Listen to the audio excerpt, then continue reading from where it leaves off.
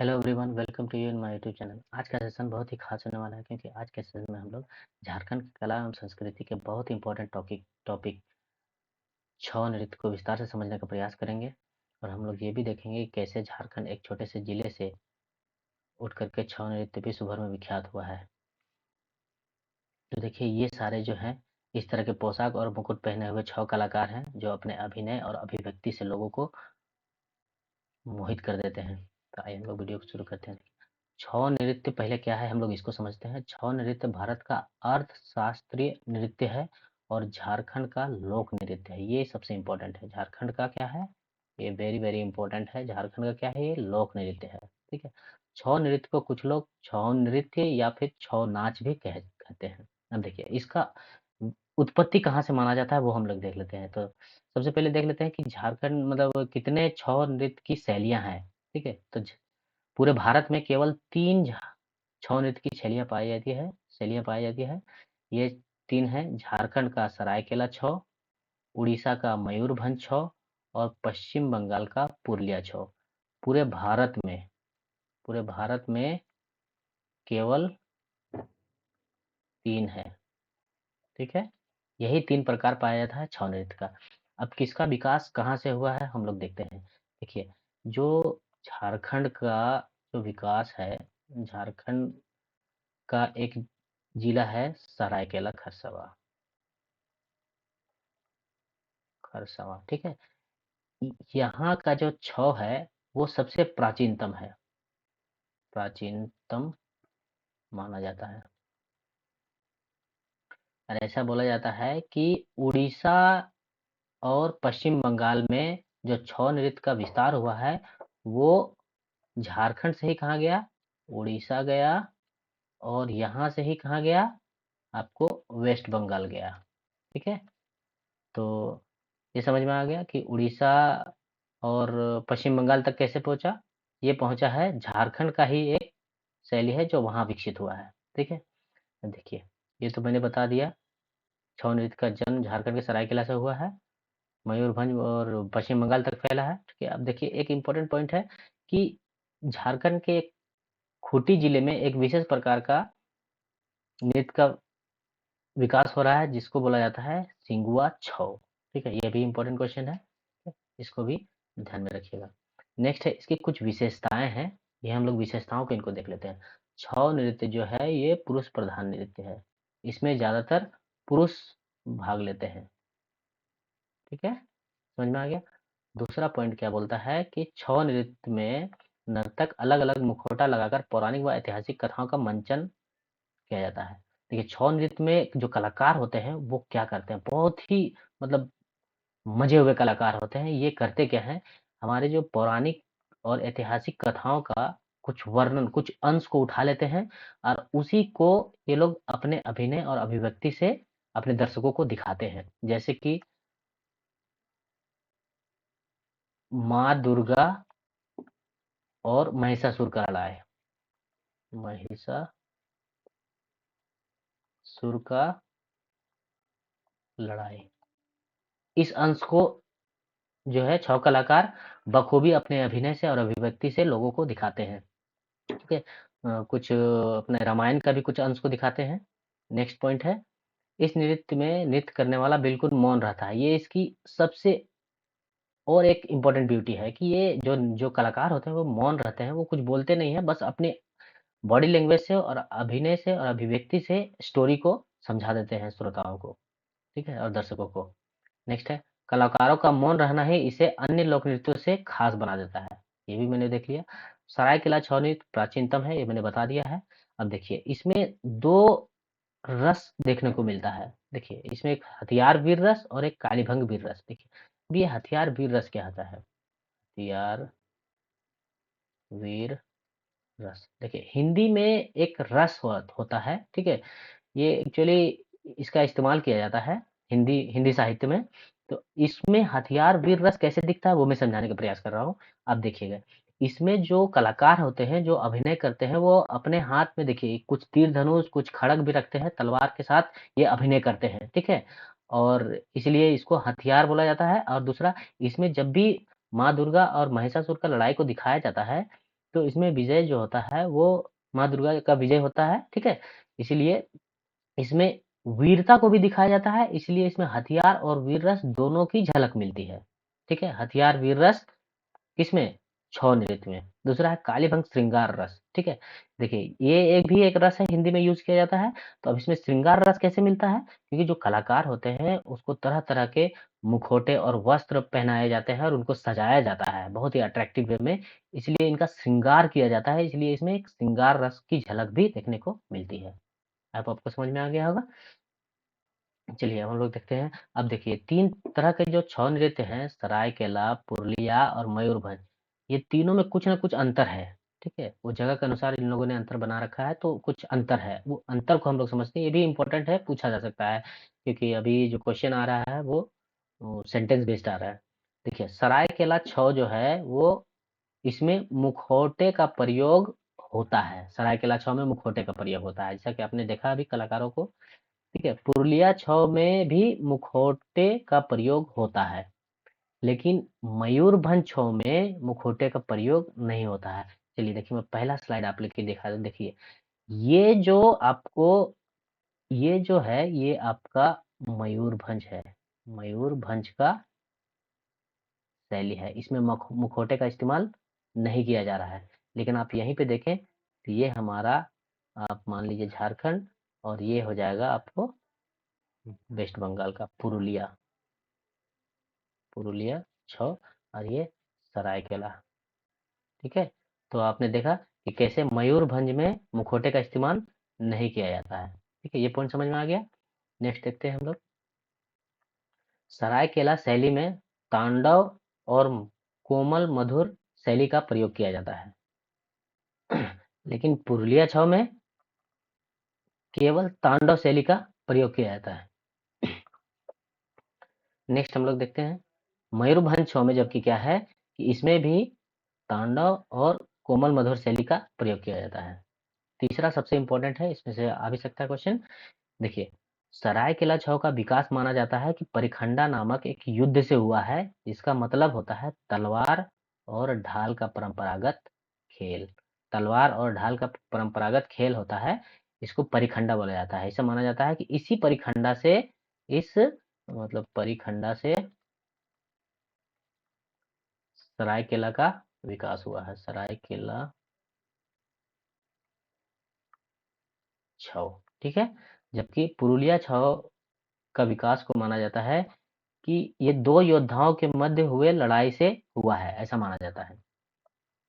मयूरभंज छौ का विकास माना जाता है रुकमार नाचा से हुआ है, इसका अर्थ होता है हमला और रक्षा का एक नृत्य। ये भी क्लियर है।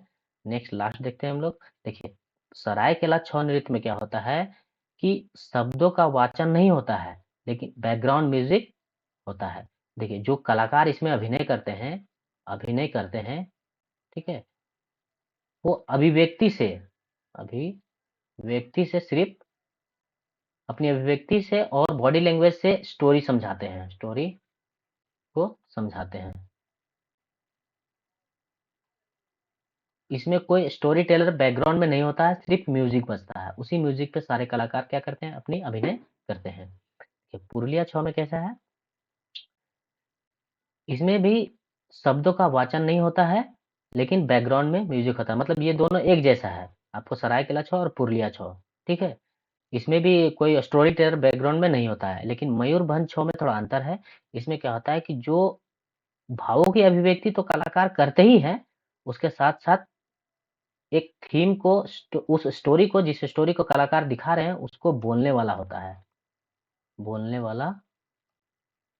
होता है बैकग्राउंड में, समझ में आया? इसलिए इसमें कथानाक भी होता है, मतलब वही कथा, जो जो कथा वो लोग कर रहे हैं, जो जिस थीम को वो लोग दिखा रहे हैं, जिस अंश को दिखा रहे हैं, उसको बोलने वाला एक आदमी होता है, ठीक है? अब हम लोग देखते हैं कि छौ नृत्य से संबंधित कुछ बहुत इंपॉर्टेंट है, ये हमारा स्लाइड वेरी वेरी इंपॉर्टेंट है, इसमें से ही सवाल आपको पूछा जा सकता है। देखिए सन 1937 में जब गांधी जी कोलकाता आए थे, ठीक है, तो शरद चंद्र बोस के यहाँ रुके हुए थे। उनके स्वागत में 1937 में छौ नृत्य हुआ था। कौन की? ठीक है, तो उनके स्वागत में ये छौ नृत्य हुआ था और उनको इतना अच्छा लगा था कि उन्होंने स्वयं से कहा कि लगता है कि वो वृंदावन में है और स्वयं कृष्ण और राधा उनके सामने नृत्य कर रहे हैं। ठीक है, कलाकार कौन थे? राजकुमार, सुधेंद्र नारायण सिंह। ठीक है, यही कलाकार थे, इन्होंने ही प्रदर्शन किया था। नेक्स्ट है, अब देखिए यहीं पे नहीं रुका छौ नृत्य, उसके बाद ये 1938 में यही कलाकार सुधेंद्र नारायण सिंह यूरोप में भी इसका प्रदर्शन किया है। यूरोप में प्रदर्शन, ठीक है, तो ये विदेशों तक भी पहुंचा है, यूरोप तक पहुंचा है 1938 में। ठीक है, इसको प्रदर्शन किया गया है। इनका जिम्मा भी किनका था? राजकुमार सुधेंद्र नारायण सिंह ने ही करवाया था। ठीक है, नेक्स्ट है, नेक्स्ट पॉइंट है, इंपॉर्टेंट पॉइंट है। अब देखिए 2010 में छौ को विश्व अमूर्त विरासत में शामिल किया गया। इसका मतलब क्या होता है? विश्व अमूर्त विरासत का मतलब ये होता है कि वर्ल्ड इंटेंजिबल हेरिटेज साइट, इसमें इसको शामिल किया गया कब? 2010 को, 2010 को।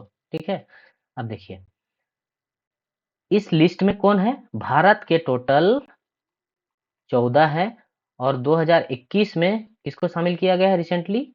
दुर्गा पूजा को। तो दुर्गा पूजा भी विश्व अमूर्त विरासत में शामिल हुआ है 2021 में। नेक्स्ट सबसे इंपॉर्टेंट है, एक लड़की है शुभांशी चक्रवर्ती। देखिए शुभांशी चक्रवर्ती,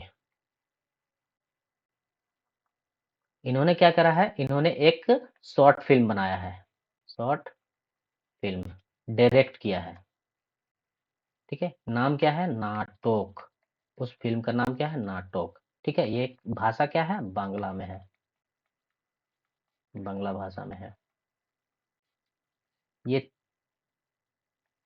4 मिनट 35 सेकेंड का मूवी है और किस पे है? 6 कलाकारों पे है, 6 कलाकारों पे आधारित है,